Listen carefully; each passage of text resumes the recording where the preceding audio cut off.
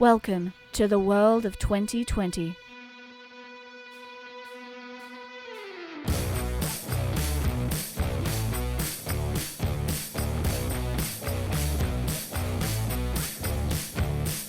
A world where there's always something new to buy. A world where your garbage is out of sight, out of mind. A world where your individual choices add up. A world where you're told to buy more and more. A world where change seems too far away. A world where there's more bad news than good news. A world where plastic is everywhere.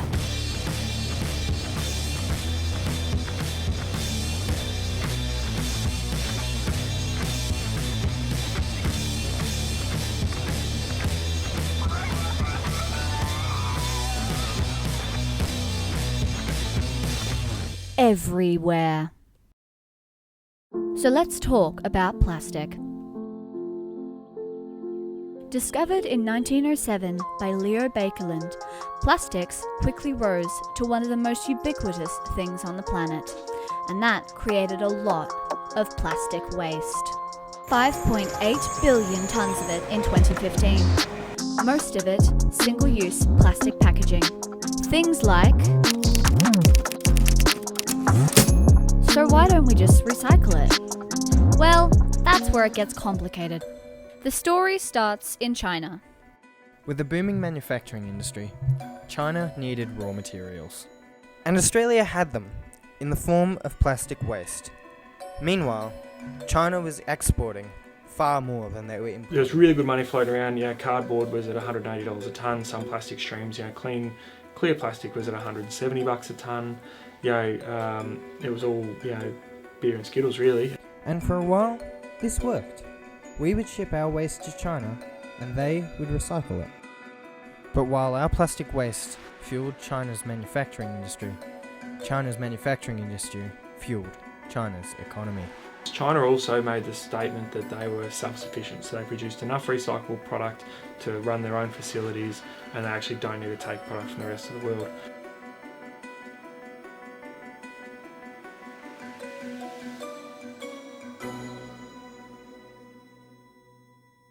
With the biggest buyer of Australian recyclables no longer in the market crashed. Or, the pricing that we received took a nosedive. Recycling became unprofitable. Well, that everyone was probably quietly aware of, but never thought would happen, that if we're sending everything to one spot and they decide they don't want to do it anymore, what's plan B? And there was no plan B. China demanded a contamination rate of 0.5%. They would take them even if they had that level of contamination. Well, now they want as clean as they can possibly get.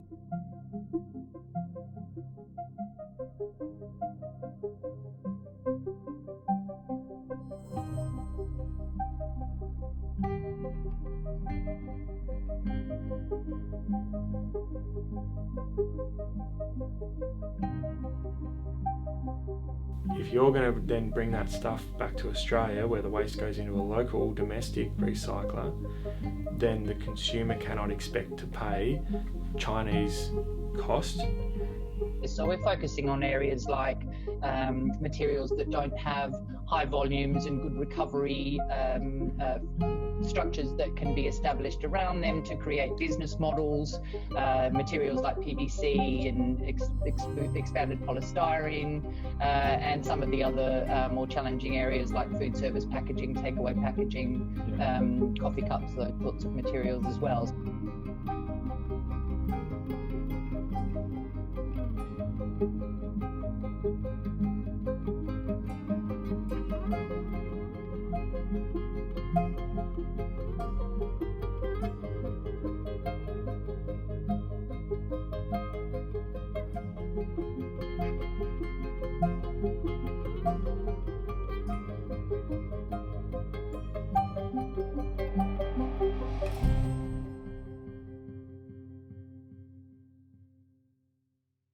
There's no silver bullet. There is no one person to blame.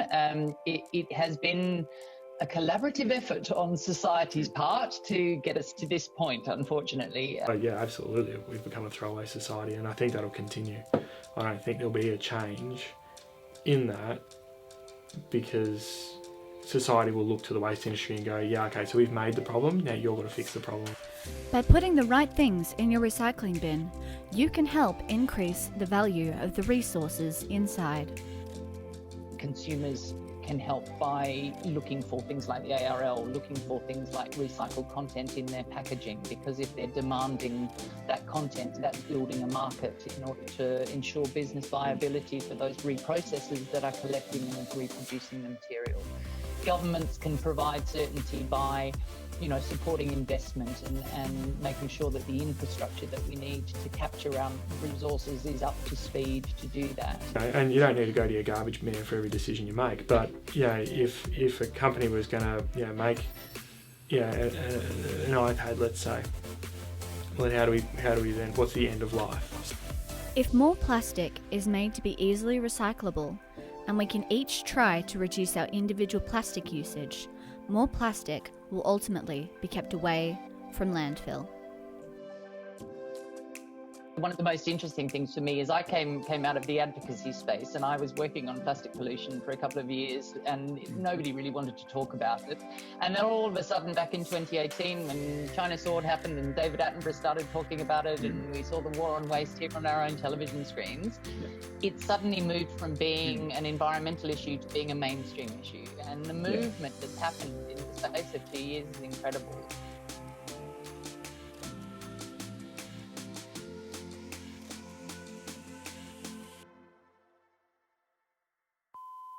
We're good recyclers in this country. We want to do the right thing,